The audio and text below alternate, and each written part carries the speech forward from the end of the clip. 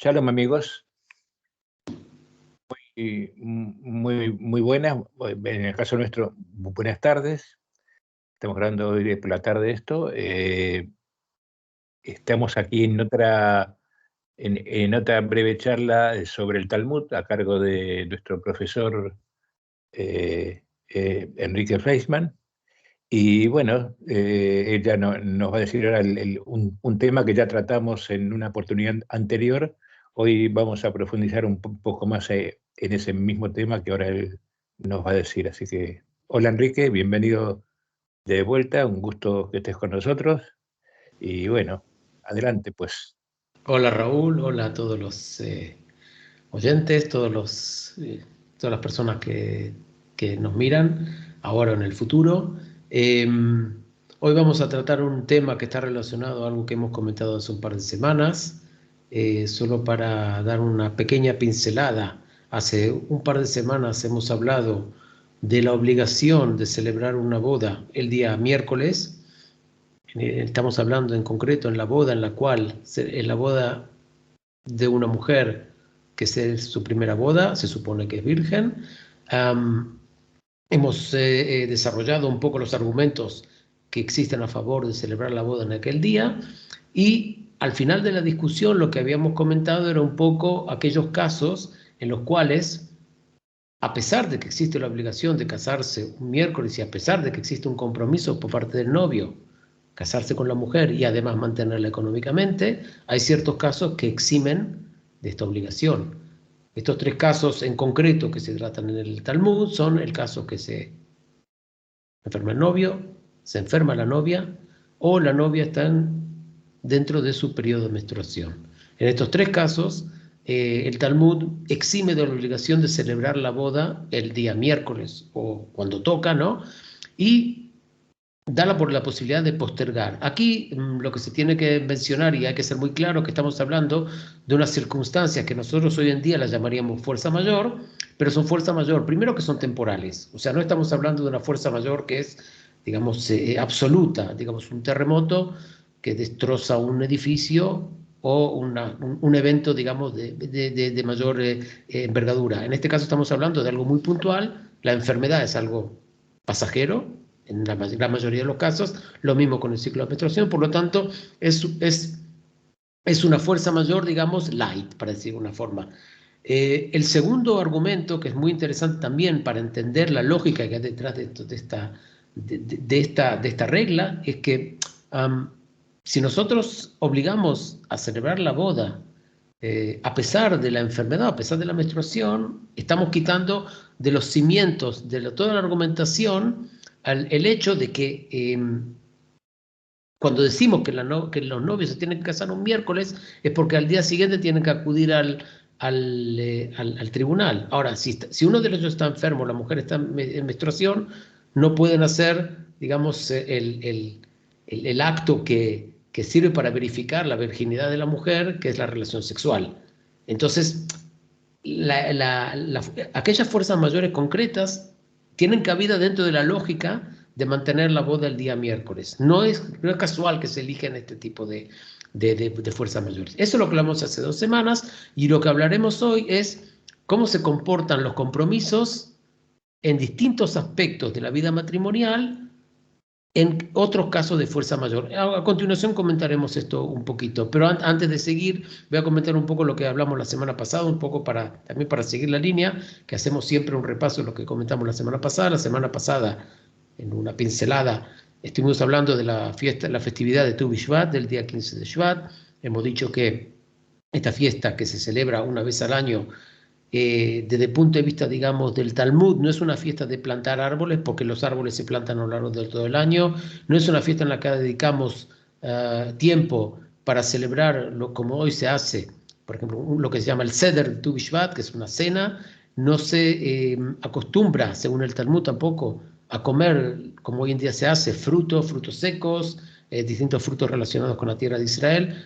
El Tu B'Shvat, el 15 de Shvat, es, según el Talmud, una fecha en la cual se establece el corte fiscal de las distintas obligaciones que tiene el agricultor judío, ¿no?, frente, digamos, a lo que serían las obligaciones religiosas sea hacia la tierra, que es la Shemitah, ¿no? Que es el descanso de la tierra, o sea hacia la gente pobre, que es todos los tributos que se tienen que dar a la gente pobre, y los diezmos. O sea, hay ciertos, y lo voy a hacer muy breve para no hablar de esto demasiado, hay ciertas obligaciones que es un porcentaje de la cosecha de un año en concreto. Ahora, hay que definir el año, ¿no? Y para eso, para distintos cultivos, hay distintas fechas de corte. La fecha de los árboles es el día 15 de Shvat. Dijimos que era por el hecho que hasta el día 15 de Shvat la mayoría de las lluvias ya caen en la tierra de Israel. Por lo tanto, se supone que a partir de esa fecha, todo lo que sale a partir de esa fecha ya se nutre de las lluvias de este año. Y por lo tanto, lo que sale a partir del día 15 de Shvat ya pertenece digamos, al año, a un ciclo nuevo anual, ¿no? De ofrendas de árboles. Lo que sale antes del 15 de Shvat pertenece al año anterior. O sea, el cálculo se tiene que hacer según lo que sale entre un día 15 de Shvat de este año y del 15 del año siguiente o del anterior. Eso, digamos, es la base religiosa del establecer el día 15 de Shvat como el año nuevo de los árboles. Eso es lo que estuvimos comentando la vez pasada. Lo que solamente quiero mencionar es que, para que no haya una confusión, el 15 de Shvat no es la fecha en la cual todos los árboles, de repente todos los árboles en la tierra de Israel florecen o todos los árboles dan fruto. No es eso el caso. Pueden haber árboles que dan antes, después, que dan en el verano. No es este el tema. El tema es que el criterio para establecer el ciclo de los árboles es entre un 15 de Shvat y el otro, independientemente cuando salen los frutos de aquel árbol. El segundo criterio es que al definir qué es una fruta, la fruta se define en aquel momento en que la flor pasa a ser fruta. O sea, no estamos hablando de una fruta que ya está a punto de recoger, sino en el momento que ya pasa de un estado cualitativo al otro. Eso es importante y no mezclemos entre las dos cosas, ¿ok? Eso era un poco para aclarar lo que estuvimos hablando la semana pasada. Y creo que ya con eso ya estamos, ¿no? Sí, sí. Bueno, entonces tiramos hoy en día... ¿Perdón? Muy clarito. Ok, perfecto. Hoy vamos a tirar...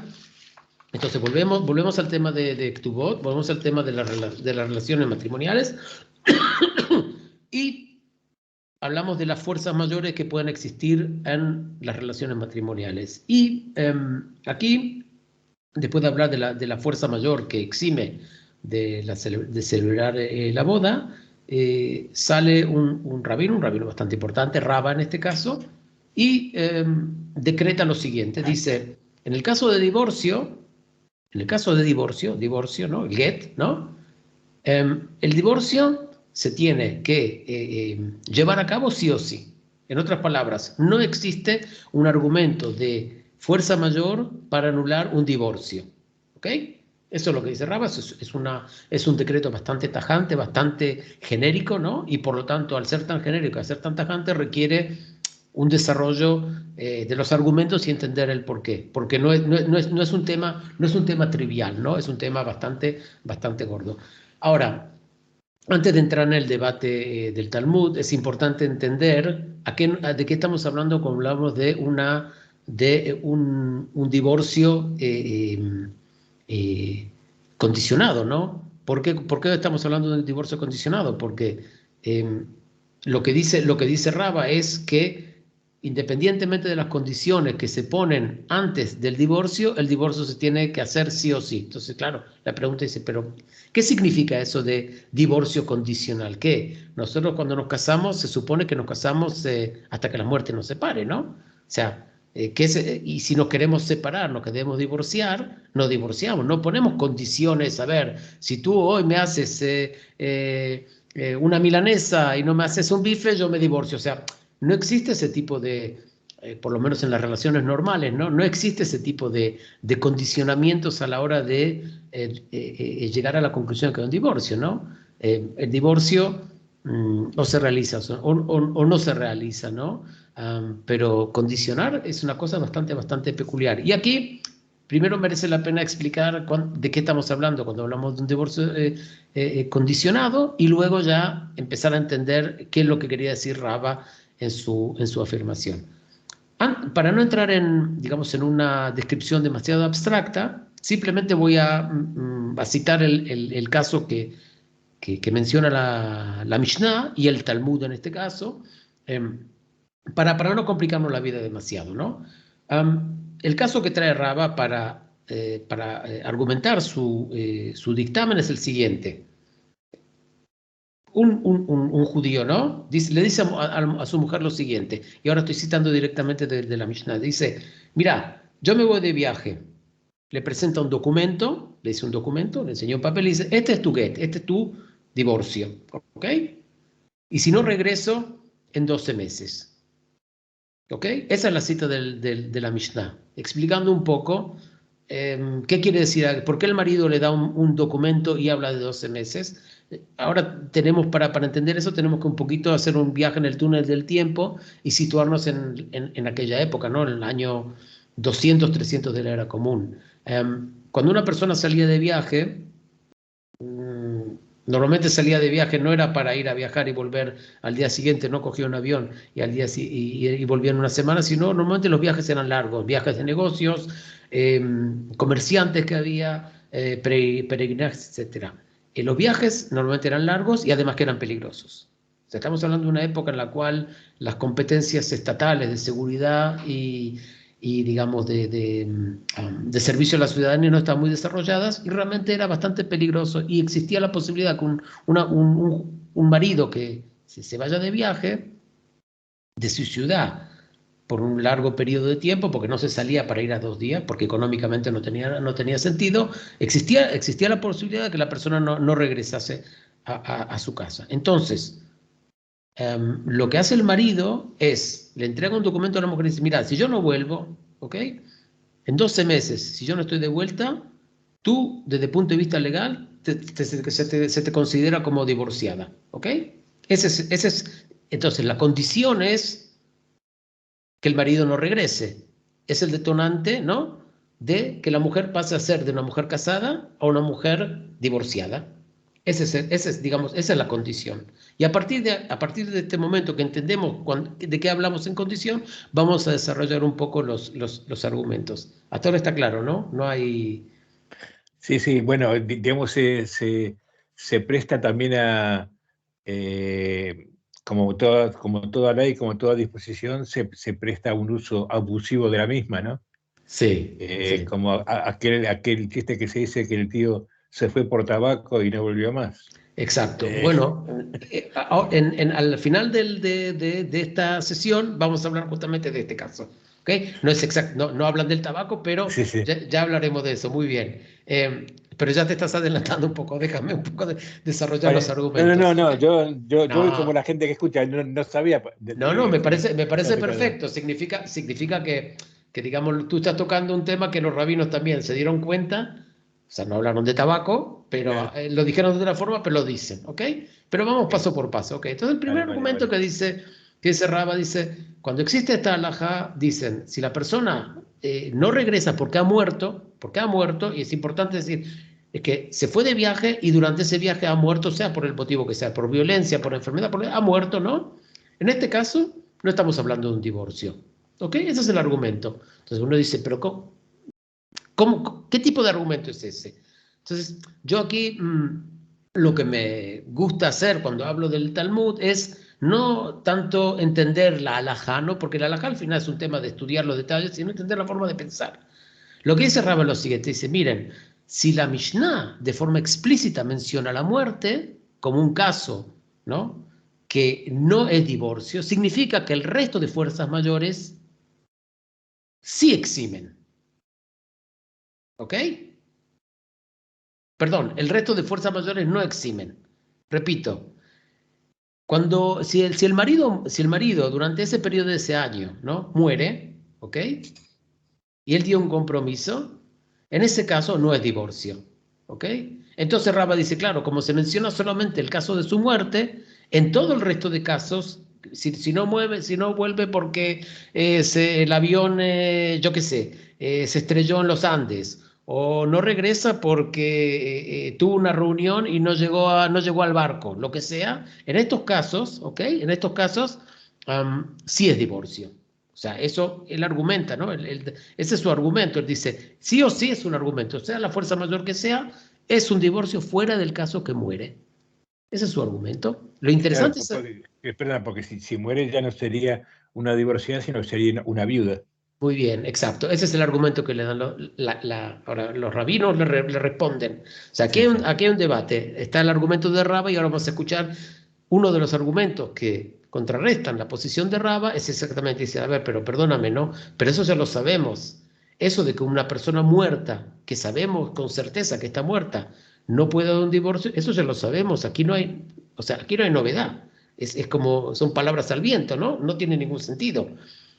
Pero ese es un argumento. Y el argumento más importante que le dan a Raba para contrarrestar el argumento dice, mira, tú aquí es cierto, tú estás citando una alajá, ¿no? Pero esta alajá está descontextualizada.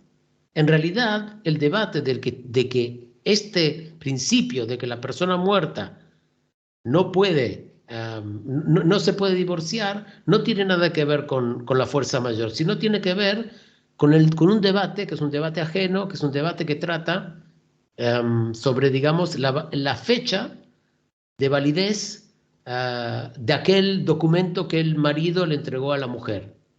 Voy a explicar un poco de qué se trata y además no voy a entrar demasiado en las ramas. Hay una vertiente de rabinos que dicen que en el momento que el marido firmó ese documento, ¿no? Que le dijo, mira, a partir, yo te doy un documento y yo no vuelvo en 12 meses, tú estás divorciada, ¿no?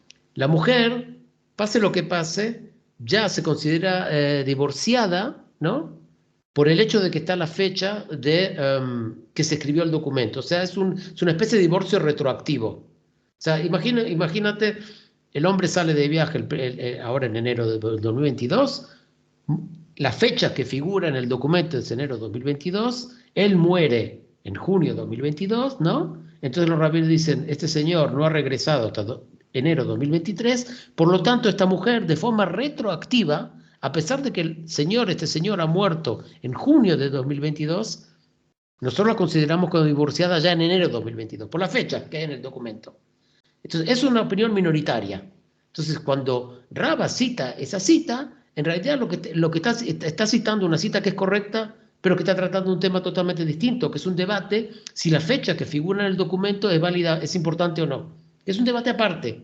Por lo tanto, los rabinos, a través de eso, dicen, mira, tú estás correcto en lo que dices, pero no es parte del debate.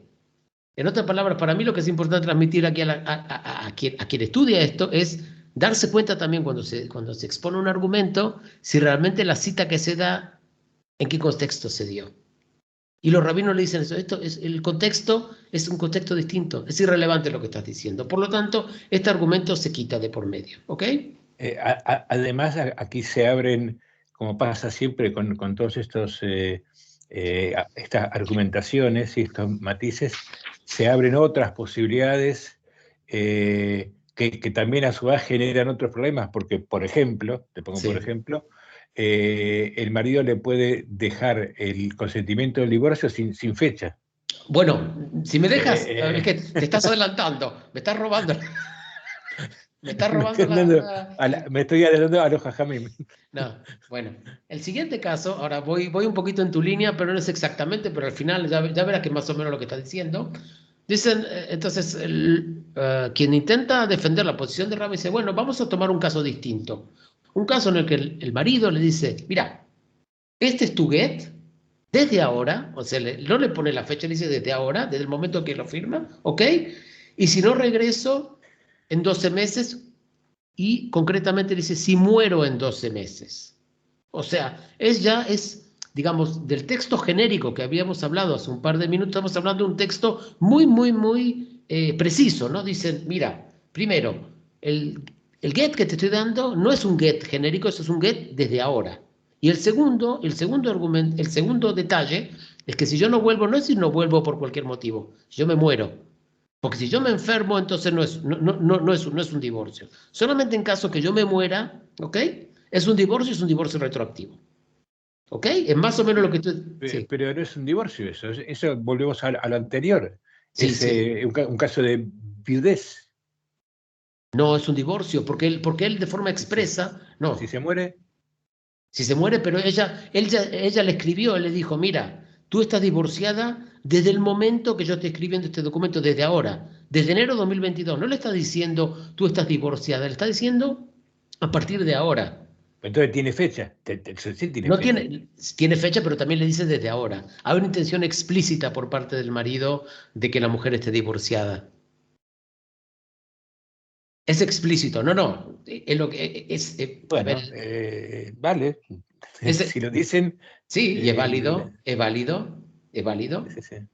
O sea, desde el punto de vista de los rabinos, y aquí yo no estoy expresando ni tu opinión ni la mía, porque al final aquí lo que estamos haciendo un poco, y es en Sí, sí, todas sí, sí. estas sesiones, es un poco am, mm, enseñar, ¿no?, lo que nosotros entendemos. No estamos dando nuestras opiniones ni a favor ni en contra, ni es correcto, si no es correcto, sino es un poco, siendo un poco, digamos, un poco de iluminar lo que está pasando, o por supuesto con nuestro propio criterio, pero al final es lo que está escrito aquí. Y desde el punto de vista de los rabinos, eso es válido. Pero Vale, claro, vale. aquí los rabinos le dicen, miran, vale, vale, está bien, eso sí puede ser válido, pero mira, en realidad lo que el marido quiere no es divorciarse. Lo que el marido quiere es evitar que la mujer llegue a una situación en la cual él muere, ¿no? Y la mujer quede viuda y no pueda elegir un marido hacia el futuro. Eso es lo que intenta el marido evitar. Y por lo tanto nosotros sí consideramos en este caso como un divorcio. ¿Por qué? Porque en realidad el marido no se trata de una fuerza mayor, se trata de un caso muy concreto y el marido lo que quiere evitar y es su intención, no es su intención es hablar de fuerzas mayores, sino su intención es en concreto evitar que en caso de su muerte la mujer no puede elegir su futuro marido. Porque ya sabe, según la halajá, si ella es viuda y no tiene hijos, existe la obligación del cuñado casarse con ella y si no se casa hay una serie digamos, de pasos legales para eximir al cuñado de esta obligación y él quiere evitar todo esto. Dice, mira, tú si yo me muero, yo quiero que seas libre y que te cases con quien quieras. Entonces, Hubo un caso famoso de una muerte en viaje, que es el caso del hermano de Maimónides, uh-huh. David, que era comerciante. De hecho, según dice la biografía de Maimónides, era el que lo mantenía, digamos, a Maimónides era el que estudiaba y este otro era el que... Pero Maimónides también era médico. A ver, yo creo que vivía de la Sí, medicina. El pero médico él, del rey de Egipto, sí, no, de Saladino, del famoso Saladino. de Saladino, ¿vale? Sí, sí. Guau. Que ostentaba así, era el rey en Egipto. Pero él se dedicó en eso, si mal no recuerdo, después de la muerte, especialmente después de la muerte del hermano, porque después la muerte del hermano lo sumió en un año que no salía prácticamente, que estaba mal, que estaba, hoy diríamos deprimido, en aquella época no sé cómo se decía. Uh-huh. Y el hermano justamente murió en circunstancias que estaba iba en barco, él comerciaba con productos de Asia, y estaba en la India en barco, y el barco naufragó. Entonces, claro, supongo que de la familia de él no leí nada, ¿no? De la familia del hermano. Pero era un caso así, ¿no? Que Uh-huh. un tío con posibles, que era un potentado, que tenía muchas riquezas y Uh-huh. que seguramente dejaría ese tipo de papeles con su familia. Probablemente, probablemente. Pero volviendo al debate, claro, los rabinos le dicen, mira, en este caso no estamos hablando de fuerza mayor. O sea, eso no apoya su punto de vista porque en realidad, en este caso, la intención del marido es que sí se cumpla, ¿no? Es que sí se cumpla el divorcio en caso que él se muera y en el resto de condiciones que no existe, que no haya divorcio. Entonces, eso es otro argumento que se tumba. El tercer argumento que trae la Gemara, y lo voy a hacer así breve, ¿no? Es un caso muy interesante. Dice, miren, en realidad Raba aprende esta alajá, ¿no? De que el divorcio se tiene que cumplir sí o sí por un caso, y es un caso muy gracioso, ¿no? Es un caso en el cual un marido se va de viaje y le dice a la mujer lo siguiente, le dice, mira, si yo no regreso en 30 días, este es tu get. Se le da un papelito, en vez de 12 meses, le da 30 días, y el tipo se va. Y resulta que el tipo vuelve a su casa el día 30, pero el problema que tiene es que la ciudad, como está al lado de un río, ¿no? la ciudad está en un lado del río y él está en el otro lado del río. Y es el 30 por la tarde, el día 30 por la tarde. Y él empieza a gritar, lo describe el Talmud muy lindo, le dice, como las películas de Hollywood, ¿no? Que en el último segundo empieza a gritar, que estoy aquí, que yo no me quiero divorciar, que yo no me acuerdo. Y está ahí el Bet Din, está el tribunal, está la mujer, lo ven, porque está del otro lado del río, y ahí dicen los rabinos, señor, usted no ha cumplido, usted no ha regresado, no ha pisado aquí la tierra de la ciudad, por lo tanto el divorcio es divorcio. O sea, aquí no tenemos un caso en el cual tenemos una duda, murió, no murió, un tema alágico, si realmente un muerto puede dar ¿cómo se dice? Un gueto no, la fecha del documento, no, aquí está clarísimo, el tipo quería volver, el tipo estaba ahí dispuesto, se lo veía, o sea, estaba sano, no había ninguna duda, pero los rabinos dicen, no, usted no ha cumplido con la condición y por lo tanto, desde nuestro punto de vista, el divorcio es divorcio. Aquí el argumento que dicen los, digamos, quien tiene la opinión opuesta a esto, dice, no, es verdad, es cierto que el divorcio sigue siendo, pero el motivo no es por fuerza mayor. Porque en realidad, que un barco, o sea, que uno llegue a último momento a la orilla del río y que no exista un barco para poder, es una eventualidad normal. Y es algo que se tiene que tomar en cuenta a la hora de planificar y a la hora de emprender el regreso a tu casa. Por lo tanto, no es una fuerza mayor.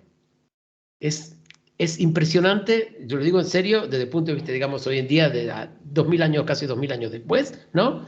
Que llegan a afinar tanto que dicen, no, realmente hay fuerza mayor que esa fuerza mayor. Es un terremoto, una pandemia como lo estamos viviendo, pues es una fuerza mayor. Pero si uno va por la calle, ¿no? Y cruza la calle en rojo y lo atropella un coche, es una fuerza mayor. Señor, usted lo tenía que haber tomado en cuenta esto. Como no lo tomó en cuenta, aquí usted no puede deducir que en caso de fuerza mayor el divorcio es divorcio. No, el divorcio aquí es porque el marido es un tonto de remate, para decir de una forma, para hablarlo en idioma... Bueno, que fue la imprevisión, digamos, la falta de Sí, la cuidado. falta de imprevisión, falta de seriedad, falta de respeto hacia la mujer. Pues claro, si te importan tanto tu matrimonio, tú no esperas al último momento, al último avión del último minuto para subirte para cumplir. No, es tu mujer. No es broma, no es broma. Entonces yo creo que es muy bonito, digamos, ese planteamiento de que hay temas que, aunque aparentan como usted fuerza mayor, en realidad no son fuerza mayor y está en tu responsabilidad como persona de hacer cumplir esas condiciones, aunque se trate de digamos, de eventos que no son del todo planificables al 100%. Pero estamos hablando de eventos que son probables, que no exista un barco, un avión no salga a la hora exacta. ¿Por qué? Porque hay problemas yo qué sé, de tiempo, etc. Entonces, este es el último argumento. Pero, al fin de cuentas, los rabinos dicen, bueno, pero igual nosotros sí hemos encontrado la fuente y el argumento que utiliza Raba a la hora de decidir esto. Y el argumento es un argumento que ahora volvemos a lo que habías dicho hace un par de minutos, ¿no? Los rabinos dicen, Raba en realidad, cuando decreta que hay que cumplir los divorcios, sí o sí, bajo cualquier condición, en realidad lo que está haciendo es empezando en las mujeres. ¿Y en qué mujeres está pensando en concreto? Está pensando en dos tipos de mujeres. Y aquí agarra los casos extremos. Por un lado habla de las mujeres piadosas, ¿ok? Y por otro lado habla de las mujeres impías, ¿ok? Ahora, perdón. Vamos caso por caso para explicar a qué se refieren los rabinos cuando hablan de mujeres piadosas e impías. Las mujeres piadosas son aquellas que, digamos, que en el caso que el marido no regrese, ¿ok? Van a decir, ¿sabes lo que puede ser? Que en realidad tuvo algún problema y voy a seguir esperando y quizás el tipo ya se montó su chiringuito, vete a saber dónde, ¿no? Y no quiere volver. Y ella, la pobrecita, que es lo que es, ¿no? Porque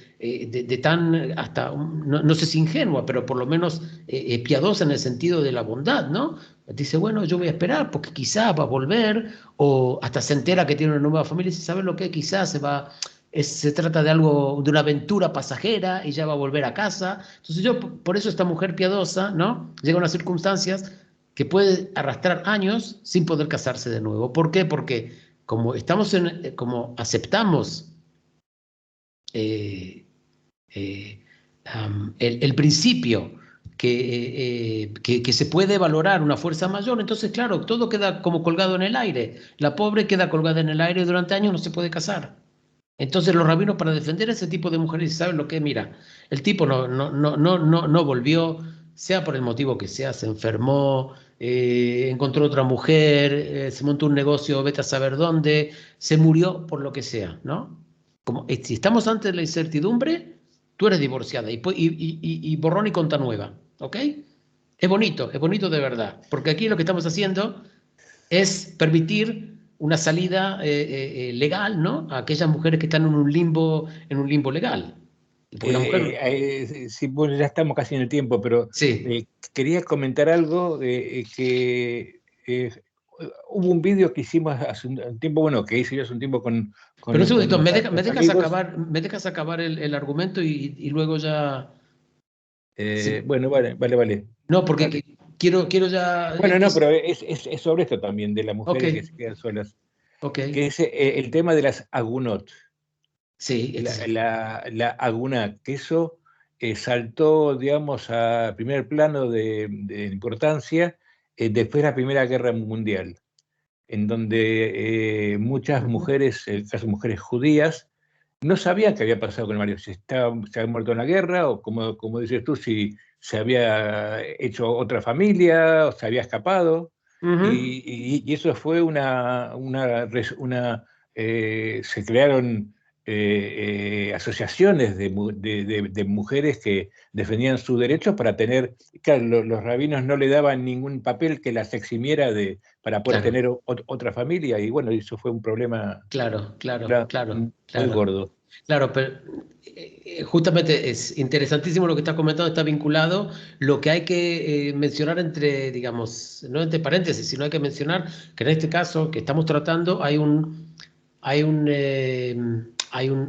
documento explícito por parte del marido. O sea, en Claro, aquellos claro. casos del hombre que iba a la guerra, No había documentos. a propósito, que creo que existe en la halajá una obligación que en el momento que un judío sale a la guerra, tiene que dar un documento así.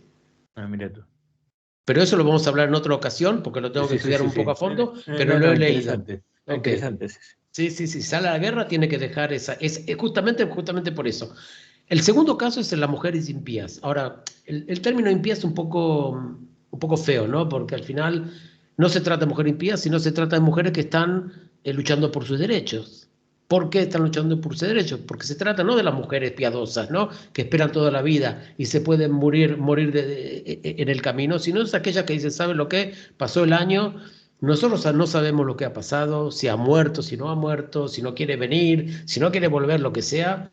Para nosotros es una oportunidad de empezar una nueva vida. Ahora, no es que la mujer no tenga derecho a empezar una nueva vida, solo hay que recordar que la mujer no podía divorciarse por voluntad propia. En la halajá, solamente el hombre es el que da el get. No estoy de acuerdo con eso. Yo soy un hijo del siglo XX, siglo XXI. Lo voy a decir con todas las palabras para que nadie crea que yo estoy de acuerdo con eso, pero es lo que hay y eso es lo que tenemos que conocer y después también, si hace falta, también objetarlo, no hay ningún problema. Pero la mujer, para la mujer en este caso, era una oportunidad para decir, ¿sabes lo que? Ahora estoy libre. Claro, si nosotros no declaramos, y eso es lo que dicen los rabinos, si no declaramos de forma clara y explícita que aquí hay un divorcio, se puede dar la casualidad que realmente hubo una fuerza mayor que impidió el regreso a tiempo del marido, ¿no? Y llega en vez de después de 12 meses, llega después de 2 años, ¿no?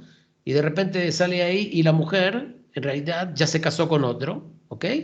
Entonces estamos antes de una situación anómala en la cual la mujer, por un lado, ya está casada con un hombre y por otro lado no tiene el divorcio del anterior. ¿Por qué no tiene el divorcio? Porque habíamos reconocido que la fuerza mayor, ¿no? La reconocemos como algo de que, claro, no hay divorcio, entonces estamos en una anomalía que está casada. Esto no, tampoco lo podemos permitir. Entonces los rabinos dicen muy claro, miren, señores, el Señor no ha regresado para los casos, para este caso extremo y para este caso extremo, nosotros decretamos, y es lo que dice Raba al principio, ¿no? Y volvemos a Raba, que dice, si hay una condición así, sí o sí, nosotros reconocemos el divorcio, a no ser de ser un caso muy, muy específico, ¿no? Como por ejemplo que sabemos que el marido ha muerto durante ese periodo y tenemos la certeza que ha muerto, entonces, claro, si estamos seguros que ha muerto, no puede ser un divorcio, ya la mujer es viuda, con todo lo que conlleva. Eso es un poco la charla de hoy. Para resumir, estuvimos hablando de distintos tipos de argumentación interesantes por parte de los rabinos del Talmud. Primero, estuvieron argumentando Raba especialmente con el tema de la omisión, o sea, él agarró una frase del Talmud, perdón, de la Mishnah, se mira en lo que se omite y a partir de lo que se omite, él deduce. Eso hace recordar un poco a los tiempos de, digamos, de la Unión Soviética, quien se acuerda, yo tengo años para acordarme, que se veía el balcón del Kremlin en los grandes desfiles y ahí los comentaristas decían, mira, ahora está tal secretario ya no está en el primer plano, por lo tanto deducimos que ya no, digamos, ya no tiene la fuerza que tenía antes. O sea, la omisión siempre darse cuenta de lo que no se dice, no solamente lo que dice, ¿sí? No es menos importante lo que no se dice. Lección número 1. Lección número 2. Espera, cuando no lo sacaban de la foto. Sí, por eso. Bueno, hay casos tan claros. El famoso jefe de seguridad de Stalin, que hasta los años 30, Yezhov creo que se llamaba. No Bueno, hay uno que figuraba en la foto con Stalin y cuando se lo purga, ¿no? Se lo quita de todas las fotos, se lo quita de la historia. Bueno, salvando las distancias, ¿no? El segundo tema es cuando se cita algo, mirar el contexto. No olvidarse que el contexto es importante, porque una cita puede ser correcta, pero puede ser en otro contexto correcta, pero en otro contexto no es correcta. El tercer tema es la definición de la fuerza mayor. O sea, cuando vimos que el señor que estaba ahí en la escena de Hollywood, corriendo y diciendo que ya regresó, eso no es fuerza mayor. Una persona tiene que tomar las precauciones adecuadas para evitar circunstancias en las cuales no puede cumplir con su compromiso, es obligación tuya, ¿no?